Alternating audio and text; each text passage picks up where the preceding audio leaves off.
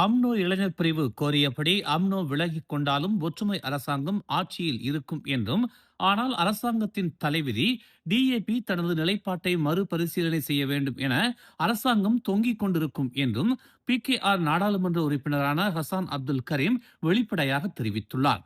அம்னோவின் 30 எம்பிக்கள் வெளியேறினாலும் ஒற்றுமை அரசாங்கம் தொடர்ந்து பெரும்பான்மையை கொண்டிருக்கும் என்றும், டிஏபி கட்சியின் 40 எம்பிக்கள் வெளியேறுவது 83 இடங்களை மட்டுமே கொண்ட ஒற்றுமை அரசாங்கத்தின் வீழ்ச்சிக்கு வழிவகுக்கும் என்றும், இது மக்களவையில் பெரும்பான்மைக்கு மிக குறைவு என்றும் அவர் சுட்டிக்காட்டினார். அரசியலமைப்பின் கீழ் அரசாங்கம் ராஜினாமா செய்ய வேண்டும் அல்லது பொதுத் தேர்தலுக்கு அழைப்பு விடுக்க வேண்டும் என்று அவர் கூறினார்.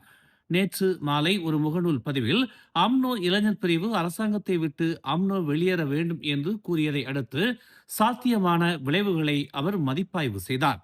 அரசாங்கத்தில் தங்கள் கட்சிகளின் நிலைப்பாட்டை மறு மதிப்பீடு செய்ய வேண்டும் என்ற கோரிக்கைகளை தொடர்ந்து அம்னோ இளைஞர் பிரிவு தலைவர் டாக்டர் அக்மால் சலே மற்றும் டிஏபி பொதுச் செயலாளர் அந்தோனி லோக் ஆகியோரின் நற்பெயர் ஊசலாடும் என்று அவர் கூறினார்.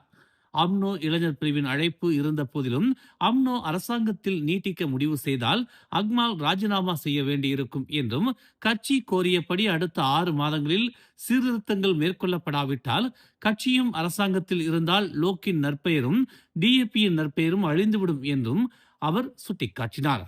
மக்கள் இனி டிஏபியை மதிக்க மாட்டார்கள் என்று பாசிர் கூடாங்கின் நாடாளுமன்ற உறுப்பினருமான அவர் தெரிவித்தார். மேலும் செய்திகளை தெரிந்து கொள்ள தமிழ் மலர் இணையதளம், தமிழ் மலர் செயலி மற்றும் மலர் டிவி யூடியூப் சேனலை வலம் வாருங்கள். எங்களோடு இணைந்திருக்க மலர் டிவியை பதிவு செய்து கொள்ளுங்கள். உறவுகள் மகிழ்ந்திட விருப்பம் மற்றும் பகிர்வு சேவையை சொடுக்கிடுங்கள்.